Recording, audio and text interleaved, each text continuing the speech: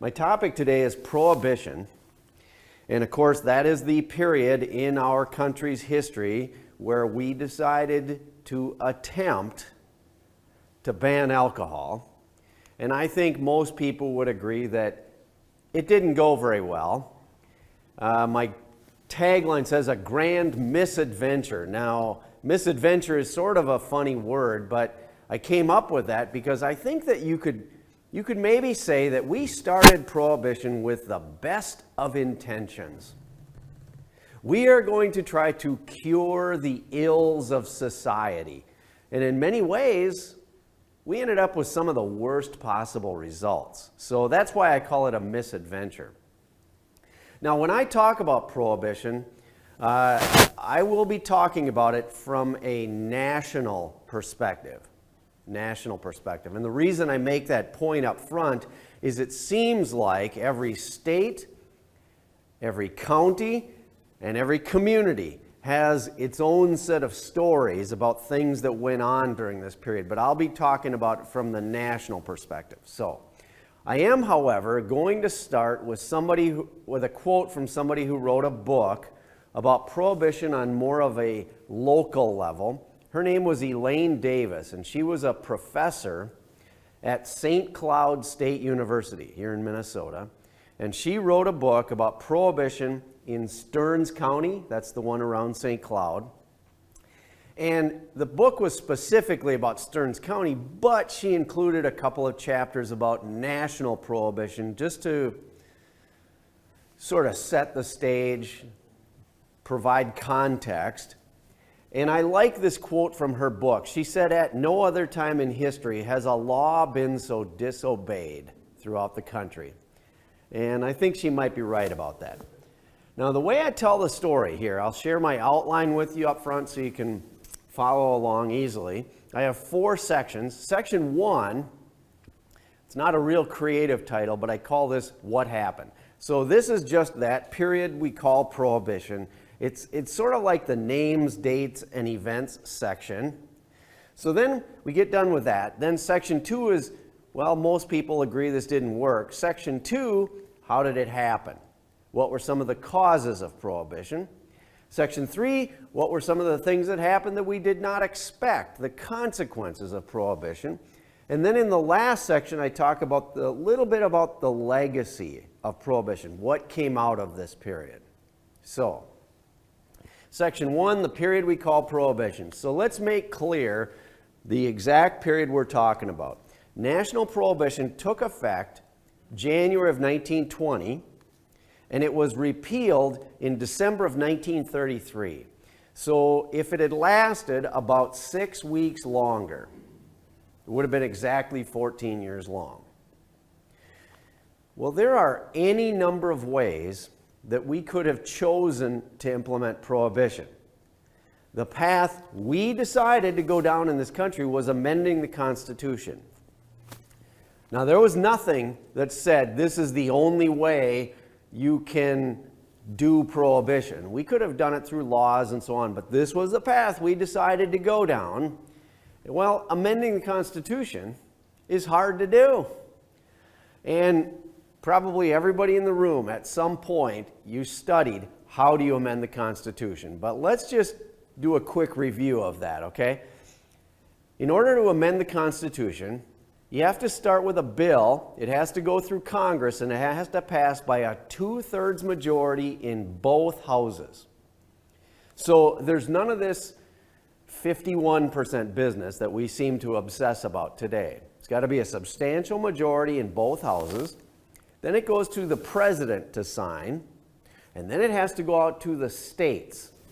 And that process of state approval is called ratification or ratifying the amendment, and usually happens in the state legislatures.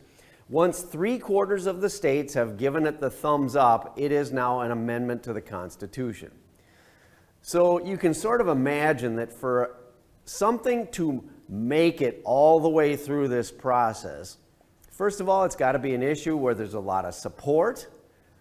It's going to take a lot of organization, a lot of time, and money to make this happen. So we don't do this very often. Well, the Prohibition Amendment is the 18th Amendment, and if you really were bored someday and you wanted to look this up, you could read the language of the 18th Amendment. And something that might strike you is how vague it is. There's not a lot of meat on the bones, if you will. So the way it's written, the 18th Amendment bans manufacture, sale, and transport of intoxicating beverages. It doesn't tell us what do you mean by an intoxicating beverage, but it's also important to point out the way it's written, the 18th Amendment does not ban owning alcohol, nor does it ban consuming alcohol. So, you look back at this period and we scratch our heads a little bit and we say, clearly they were trying to do something. It didn't work, but what was it that they were trying to do? And I think what they were trying to do was not go after the individual person who just wants to have a drink. Instead, they were going after the big fish, the people making it, the people selling it, and the people bringing it into the state or the country. They're trying to cut off the supply there. Well, the 18th Amendment goes through Congress and then President Woodrow Wilson signs it. And then it goes out to the states. And we reach the 3/4 mark of state approvals ratifying the amendment in January of 1919. Well, a couple minutes ago, I said that national prohibition started in January of 1920. So what happened?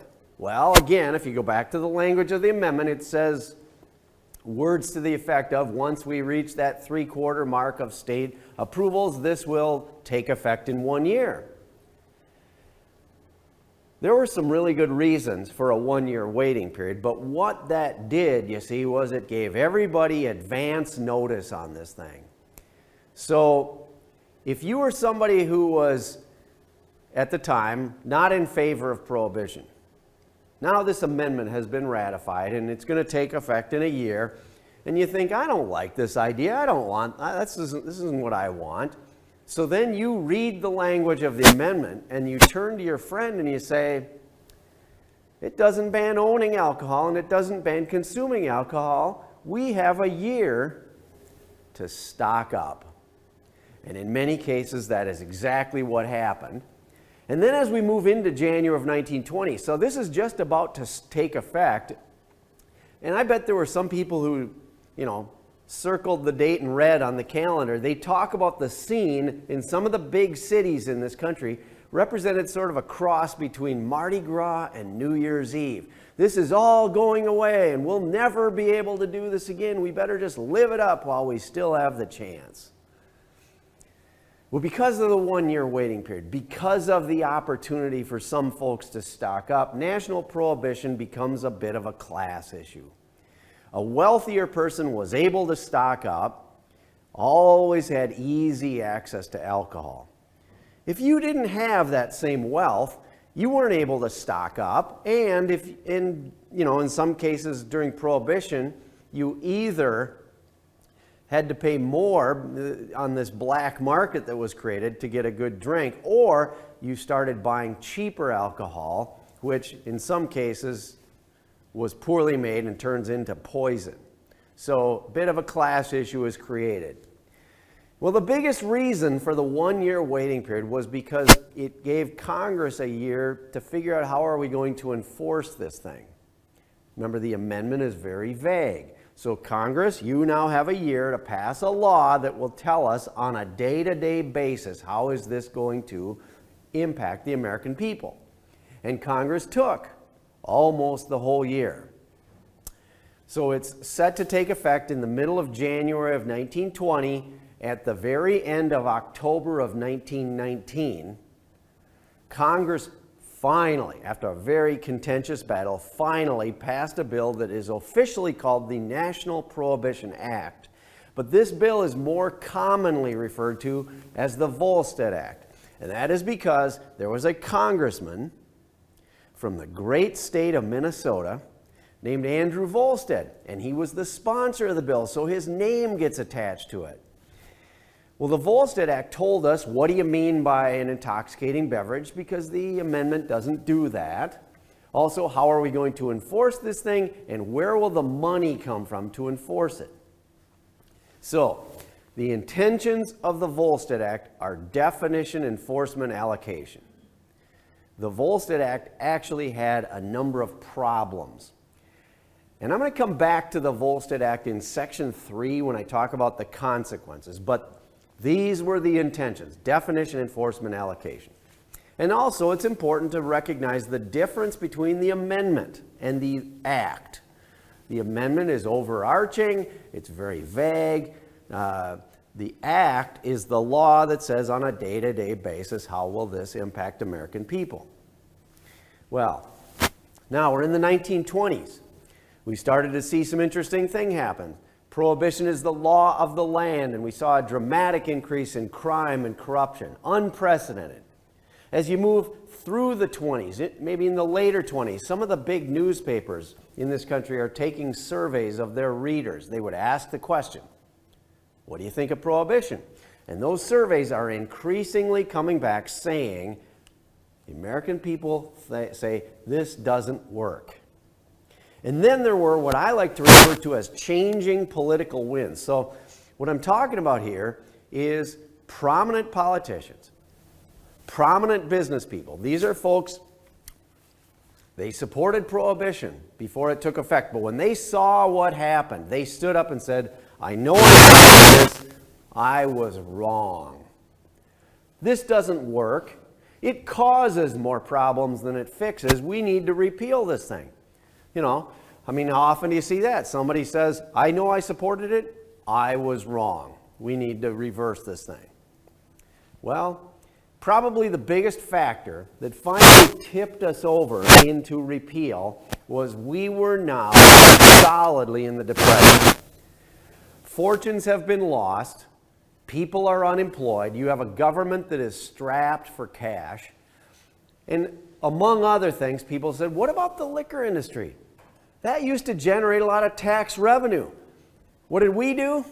We made it illegal. What if we were to make it legal again and then we could start to tax it? Now you have to look at the Depression and the repeal of prohibition as separate things. Repealing prohibition was just one of many, many things designed to try to get us out of the Depression. But if you're talking about prohibition, repealing prohibition, the fact that we were in the Depression is finally what sort of tips us over. Okay, so now it's 1930. 1930, prohibition is about 10 years old, and as it looks like we probably have a little more than 3 years to go. We don't know that for sure, but it looks like that's the way it'll work out. 1930. Some reporters go to this man. His name was Morris Sheppard. He's a senator from Texas. This man wrote the language of the 18th Amendment. So those are his words. So some reporters go to Senator Sheppard in 1930 and they say, looks like the American people are saying this doesn't work. You wrote it. What's your opinion of that, Senator Sheppard? So I'm going to put a quote up here. It's kind of a famous quote. If you were to read a book today about prohibition, you would probably read the quote I'm about to put up here. Here is the way Senator Sheppard responded to those reporters' questions in 1930. He said, there is as much chance of repealing the 18th Amendment as there is for a hummingbird to fly to the planet Mars with the Washington Monument tied to its tail. So I think the good senator was in a little bit of denial about what was going on. Well, in fact, we did decide to repeal the 18th Amendment. But you know what? Because we chose the path of amending the Constitution, there's only one way to undo it, and that is to do the whole process again. So the 21st Amendment is the one that repeals the 18th Amendment. It's the only one on the books where the primary purpose was repealing another amendment. 21st Amendment makes it through Congress February of 33. President Franklin Delano Roosevelt takes office. In those days, the inauguration was the 4th of March. So he takes office, and one of the first things he does is he signs this. And then it goes out to the states, and actually the states just lined up to ratify this thing. It happened very rapidly. By December, the 21st Amendment has been ratified. That means the 18th Amendment has been repealed. National prohibition is over. So now I'm going to show you a little video clip. It's only a minute and a half, 2 minutes long. And this video is a newsreel. And I bet many of you remember newsreels. You don't have a television, you go to the movies, they show this thing before the movie starts. And as someone who likes history, I love newsreels because they take you back to a moment in time. Here's what people are worried about. Here's the way they talked, the way they dressed, the way they thought. It's so fascinating. It's like a time capsule on history. Well, this particular newsreel is especially interesting, I think, because it came out in the middle of 1933. So when this thing comes out, Prohibition is still in place. But we're now in the midst of this state approval, state ratification process. And as this is happening in 1933, we have 48 states in the Union. So three quarters means 36 states have to give it the thumbs up. And so people were, looking at when is each state going to act on it. It looks like by December. Looks like we're going to hit the 3/4 mark. So then this thing comes out, and when you watch it, you might be struck by it has sort of a hopeful tone to it. It's like a message to the American people. Hey folks, we know you're hurting. Help is on the way. Here's one example of something we're doing just to try to get things moving. Now, because it's from 1933, the picture is a little bit grainy and the audio is a little bit staticky, but you'll get the idea. So I'm going to show this thing, and there's something at the very end of it that I want to be sure you see. It's sort of tacked on the end of it. And so when you think it's over, please keep watching, and I'll help you remember when we get to that point. So here we go.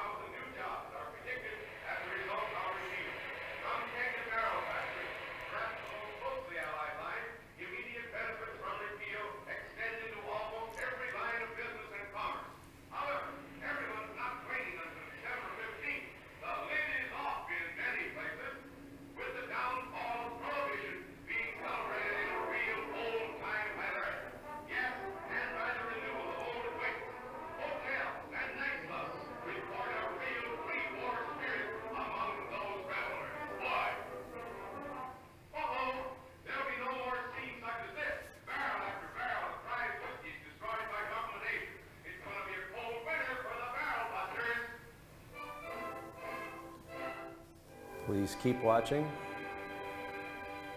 That is what I wanted you to see. NRA, what in the world does the NRA, well, it stood for National Recovery Act. It was a bill with a bunch of programs designed to try to get us out of the Depression. And I don't know this for sure, but I wonder if maybe the money to make the video came from that bill, because again, the messaging is to the American people, we know you're hurting. Help is on the way. Here's one example of something we're doing just to try to get things moving. Okay, so now I'm going to go to the second section, and I think, as I said, most people would agree this didn't work. So how did it happen? What were some of the causes? Now I'm going to show you a chart at the beginning of this section, and you have to take it with a grain of salt. This is a chart that tracks alcohol consumption in this country. Take it with a grain of salt, because there's a lot of estimating going on here, but it is a chart that was created based on a study that was done, I think, about 30 or 40 years ago using government data. Okay, so here's the chart, and I'll break this down for you. This chart is tracking the number of gallons of pure alcohol consumed per person per year in this country. Almost nobody drinks pure alcohol. So this is a mathematics exercise. I have a beer, a glass of wine, a mixed drink, a shot. There's a little alcohol in each of those. And if you were to add that little amount of alcohol together over the course of a year, you get to the end of the year and you say, how many gallons of pure alcohol did I consume this year? So that's what this is tracking. Now, when we talk about prohibition, we're talking about this period out toward the right end. And there are plenty of stories, and there are people who believe that there might have been parts of the country where they think drinking might have actually gone up. But based on this study, overall, it looks like it did go down. But in order to understand how this came about, we have to go back to about like the 1820s, 1830s. There's a peak back there. That peak represents 7 gallons of pure alcohol per person per year. Well, that number doesn't mean anything to me. Can you put it in terms that I can understand? Well, to get to the end of the year and say, I have consumed 7 gallons of pure alcohol this year, that would mean that you would need to consume 4 shots of booze every single day of the year. 4 shots a day. But remember, this is average. Some people aren't drinking anything. That means some people are drinking a lot more than this. Our country had a drinking problem. And there were a lot of factors that got us to this point. Some had to do with access to clean water, but this is really causing a lot of problems. So that peak sort of kicked us into a period called the Temperance movement. Temperance, the root word is temper or moderation, and you can see what a dramatic impact the temperance movement had on these numbers. Things really came down, and then they kind of leveled out, and then it looks like they were starting to creep back up, but then they led right into prohibition. I think it's clear that if we had not first had the temperance movement, I don't believe we ever would have gotten around to having prohibition. Temperance movement led directly into prohibition. Well, during the 1800s, some of the things that were happening, we were becoming more industrialized. We're building plants and factories to manufacture things. Well, where would you put, if you're going to build a plant or a factory, where do you put it? You put it where the populations are. So people are moving off of the farm, out of the small community to the big cities because that's where the jobs were. So for our young country, the idea of having a large number of big cities was still kind of a new concept. And then along came what I like to refer to as some enterprising entrepreneurs, and they saw all of these people working in one spot and said, I know what I'm going to do. I'm going to build a saloon right next door. So now people go to work. They get done with work, they stop at the saloon, they start to drink, they drink too much. This is really, really causing problems in this country. It's causing problems on the job, it's causing problems on the home, it's causing problems for women. Women at the time couldn't vote. If they were married, they couldn't own property in their own names. They're watching their husbands, sons, fathers, brothers go off to work, then stop at the saloon, drink too much. We're seeing increases in domestic violence and all sorts of other problems. So to try to deal with this, women across the country started to organize. And there are different individuals and groups involved in that temperance movement, but I want to talk about this one in particular. It's called the Women's Christian Temperance Union. And I talk to people all the time. They remember growing up hearing stories about the WCTU. The Women's Christian Temperance Union is organized around this issue, and they finally sort of put a stake in the ground and said, we're an official organization in the 1870s. They were going before that. This is when they made their organization official. This group focused on the alcohol issue as a moral issue. Now that's an important distinction. Because up to this point, we had doctors, we had scientists saying it's bad for you to drink that much. but people are not persuaded by the medical and the scientific arguments. But then we have this group saying, we believe it is wrong to drink that much. Well, that made some people say, oh, okay, I maybe need to take another look at this, think about it from a different angle. Well, this group was successful in having some temperance education inserted into the public school curriculum, so students in the 1800s might have a few hours a year learning what does it mean to be temperate. And at its peak, they had about 250,000 members in chapters all over the country. So the women in this group started to look around and say, we really made an impact on this issue. Perhaps there are some other issues that affect women and the family that we could focus on. So they start to branch out into some other areas. And a couple areas that they branched out into were abolition of slavery and voting rights or suffrage for women. A lot of the leaders of the suffrage movement kind of cut their teeth on the temperance movement in terms of how to organize and how to get things done. So the women in this group started to branch out into other issues, things that affect women and the family, and it is as if they took their focus off of the alcohol issue. That creates an opening, and a different group steps in and takes over, and that next group was called the Anti-Saloon League. Now this is a group of men, and they push the women aside and they take over. This is a group, they're about 20 years behind the women in terms of getting organized, but this is probably one of the first real successful single-issue lobbying groups. You know, today I feel like we have all sorts of single-issue lobbying groups, but this is really one of the first very successful one. They're focused on the alcohol issue. And they said from the beginning of their organization, forget temperance. Forget moderation. We want to get rid of alcohol altogether. And so they said from the beginning of their organization, their goal was an amendment to the United States Constitution. And it took them about a quarter century to get us there, but they started the ball rolling down the track. One of the ways they get their message out is they go around and they get churches to line up with them. And this group ends up being so good at what they are doing, they worked behind the scenes on elections at the federal, state, and local level. Politicians were branded as wets or dries. A wet wants alcohol to stay legal, a dry wants prohibition. And if a wet, somebody who wants alcohol to stay legal, is running for election or re-election, this group would work against them. And they ended up being very powerful. Unless you studied prohibition, you wouldn't know the names of anybody in this group. But they were very powerful. And see, after prohibition has been repealed, after it's all over, there were many politicians who came forward and said, you know what? I was a wet.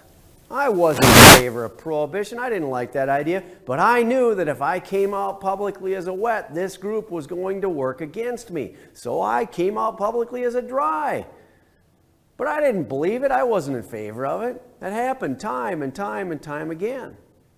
It's pretty clear that if without this group pulling strings behind the scenes, I don't think we ever get to amending the Constitution. All right, section 3 now is some of the things that happened that we did not expect. And I'll start this one with the Volstead Act. Remember now, that's the law that says the intentions of the Volstead Act are, what do you mean by an intoxicating beverage? Definition. How are we going to enforce it? And where will the money come from to enforce it? Allocation. Well, the Volstead Act, as I said in the first section, had some problems. First of all, doesn't allocate anywhere near enough money. We're a big country, and it's expensive to try to enforce something like this. It almost seems like the people behind this bill thought people are going to want to obey the law, and in some cases that didn't turn out to be true. Well, the bill creates a new federal agency called the Bureau of Prohibition. So see, there were federal agents part of this bureau, and their job, they were to go and find these illegal speakeasies in the moonshine and so on. There weren't nearly enough of them. They were very much overworked. And then to complicate everything, it was unclear at the time who's in charge of this industry. Is the federal government in charge or are the states? It was not clear. So we start Prohibition saying this will be a partnership between the feds and the states. And then what happened is we get a little ways in and a few states said, holy cow, this is hard and this is expensive. And our little state doesn't have this kind of revenue. So a few states sort of almost take a step backward and said, not our job to enforce it. That's the job of the federal government. So that just adds more work onto this already overworked Bureau of Prohibition. Another thing that backfired with this bill was they told us, what do you mean by an intoxicating beverage? And they defined it very narrowly, 1/2 of 1% alcohol. The way this backfired is there were some people in this country who were sort of in the mindset of, well, okay, I'm pretty sure that this prohibition thing is about going after the hard liquor. Go ahead, make it illegal. I like to drink beer. I like to drink wine. I'm pretty sure those are still going to be okay. But go ahead and make this hard liquor illegal. I don't care. I don't drink this stuff. So they supported prohibition, and then as we're just about to start, this bill is passed, and suddenly they realized, uh-oh, beer and wine are not going to be okay. They said, they felt double-crossed. I supported this, and now I find out that it was completely different than the way I understood it. So you lose a group of supporters before you even get going. Well, Congress had this contentious battle to get this bill passed, and they ended up finally inserting 3 major exceptions into the law just to get it passed. Each of the 3 exceptions is there to gain the support of a particular group of people. But some people call these, they don't call them exceptions, they call them loopholes, because they create a backdoor way for people to legally get access to alcohol. So I'm going to walk you through the 3 exceptions. They're a pretty important part of the story. Now, exception number 1, on the surface, makes no sense. You have to dig into it a little bit to understand what is it that they're trying to get at with this one. Exception number 1 was to preserve fruit. What in the world are they trying to get at? Well, here's the background.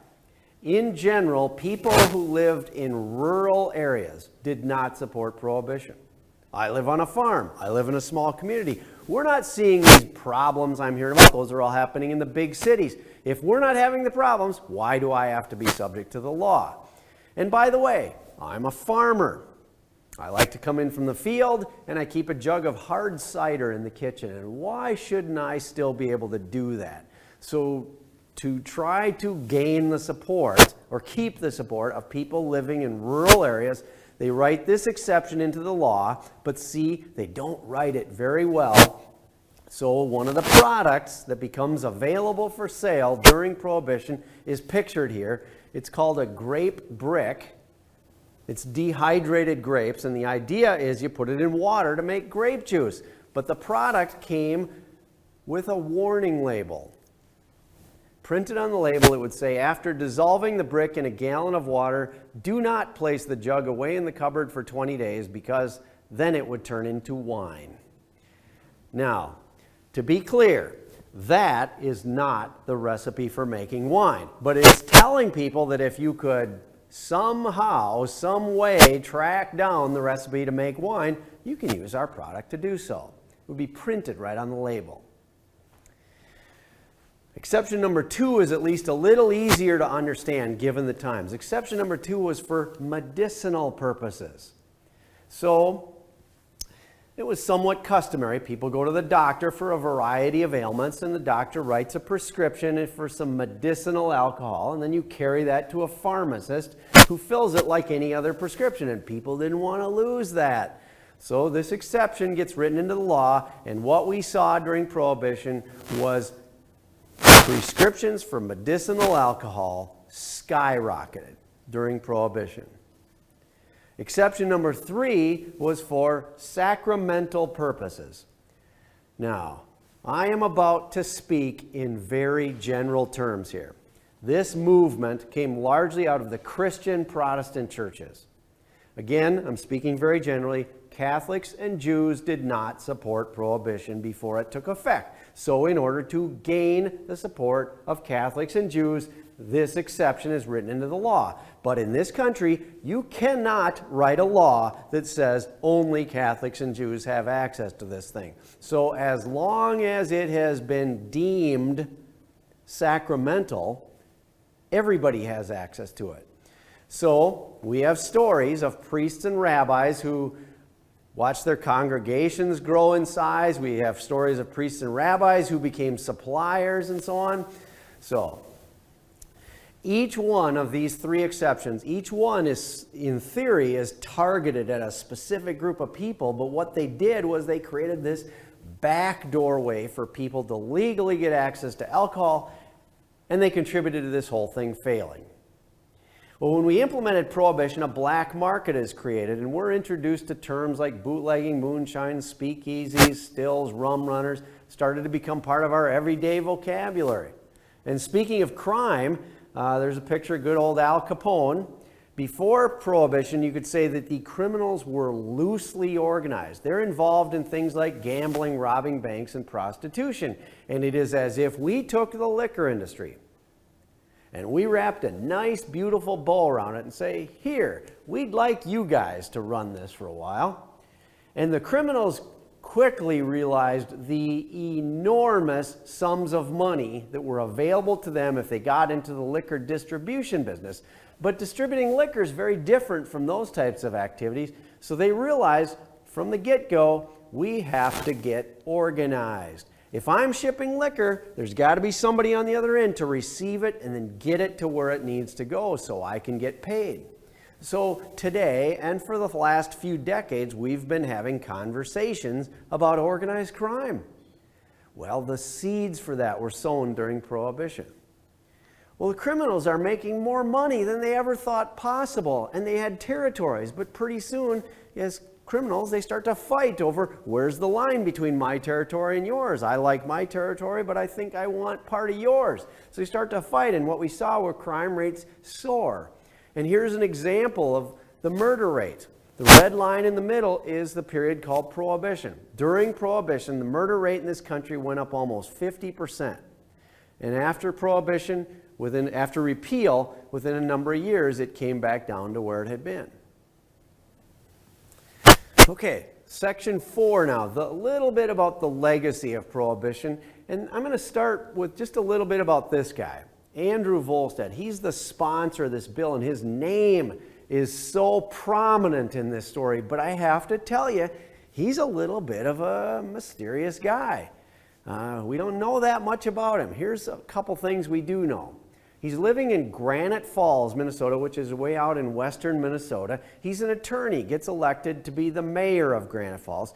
Then he gets elected to the United States House of Representatives, representing that part of Minnesota. And then he gets elected, and then he gets reelected and reelected and reelected. And then as you move into the teens, he's sponsoring this bill, and as it's going through the process, and then after it's been passed, people are immediately trying to change it and repeal it, and it is just as if he was holding everyone at bay to protect this bill. And probably, because of his involvement in this bill, the very next time he was up for re-election, he was defeated. And then, so what does he do? He goes to work for the Bureau of Prohibition that had been created by the bill with his name on it. And he worked there until repeal. And then after repeal, he moves back to Granite Falls, reopens his law practice, lives until 1947, never writes a book, hardly gives any interviews. And so a little bit of a mysterious guy in a way. I was out in Granite Falls last summer. There's the Andrew Volstead house. The house he lived in is there, and it's a small museum. And they have one part that's devoted to the Prohibition era, but then there's some other things that they focus on. One prominent thing that it seems like their position is if we could somehow go back in time and ask Andrew Volstead, what do you want your legacy to be? He co-sponsored a bill that allowed farmers to create and grow co-ops, which allowed them to make more money by collective bargaining and that sort of thing. And so they were able to improve their way of life because they banded together. And I think that's undeniable, but why do people know his name? Because of Prohibition. So, now you talk about the legacy of Prohibition, the 21st Amendment. Now this is the one that ends national prohibition. And in the video, the narrator said the lid is off. And so you might think that's the way it was. But I think we could make an argument that the 21st Amendment actually made it harder, not easier to get a drink than it had been during Prohibition. Well, that doesn't make any sense. Why would that be? Well, because besides just repealing the 18th Amendment, the 21st Amendment did a couple of other things. One of the most important other things it did was it told us for the first time in our history who's in charge of this industry: the states. Now there's no more question. There's no more, it's not my job, it's your job. Now we know the states are in charge. So then you say to the states, you're in charge, you can tax this, but you also have to regulate it. So state by state by state, we started to see new laws passed. Things like buying, selling, and consuming. Where can you do it and when can you do it? Other laws like closing times, age limits, Sunday blue laws. That's where you restrict alcohol sales on Sunday. Minnesota had a Sunday blue law until the middle of 2017. So these are all things that were not in place before Prohibition, and they certainly weren't in place during Prohibition, but now they came from this 21st Amendment telling the states, you're in charge. And so state by state by state, we started to see these things implemented. That's why I say in some ways it made it harder and easier to get a drink. Some of the other things that have changed, organized crime is a big one. I touched on that already. Something else that happened is that women, first of all, it doesn't mean that women didn't drink before Prohibition, but they did it in private. And now during Prohibition, it became okay for women to drink in public. Instead of these saloons where a man gets a drink, you could have these speakeasies where there's music and dancing and couples could go out for the evening. And certainly it becomes fashionable for women to go out and see and be seen. Now, I also talked about this earlier. A lot of the leaders in the voting, the movement for women's suffrage, voting rights, a lot of the leaders of that movement cut their teeth on the temperance movement. And so that's another legacy of Prohibition, is that it moved women into these leadership roles, culminating with getting the right to vote. Now, another thing is people have studied the history of the cocktail. Today we've got this recipe book, all these funny names and all these different ingredients. Some of that came because the alcohol that was being produced tasted so bad. Why don't we mix something with it just to try to get it down? Well, that was sort of fun. How about if we try different concoctions and come up with things, and leads to what we have today. And also, we saw some developments in the engines of boats and cars. So you have these moonshiners and these rum runners, and they're being chased by law enforcement. And some of those guys try to figure out, what could we do, what could I do to the engine of this boat or this car to get a little more speed, a little more power? And when you do that, when you start experimenting, that is when you see advances. I think it is telling today. We have a multi-billion-dollar sport called NASCAR. NASCAR traces its origins to the years right after Prohibition. And I think that came from some of those guys saying, you know what? It was actually sort of fun driving at high speeds on curvy roads, being chased by someone. I wonder if we could figure out how to make this into a sport. And here's what we got today. So I'm just about to the end, but if you remember, my title was Prohibition, a Grand Misadventure. So I'd like to take Grand Misadventure and break it in half. It was grand, meaning we did this on a big scale because we took the 5th largest industry in this country. We took an industry that before Prohibition generated 1/3 of all federal tax revenue came from the liquor industry. $1 out of every 3 that the federal government spent came from this industry. And what did we do? We made it illegal. It didn't go away, it just went underground. And the story I have been telling you involves not 1, but 2 amendments to the United States Constitution. And that's hard to do, and we had to do it twice. So I hope you would agree with me that we didn't do this on a small scale. We did this big. It was also a misadventure because we started out with all of these wonderful intentions. We're going to cure the ills of society, and in many ways or many cases, seems like we turn good citizens into lawbreakers. I get people telling me stories all the time. My dad, my grandfather, times are tough. Got to support the family, got to put food on the table. How can I make some money? I can't figure it out. Well, here's a way I can make some money. I don't want to do that. That's against the law, but it seems to be about my only option. I hear stories from people all the time about that type of thing.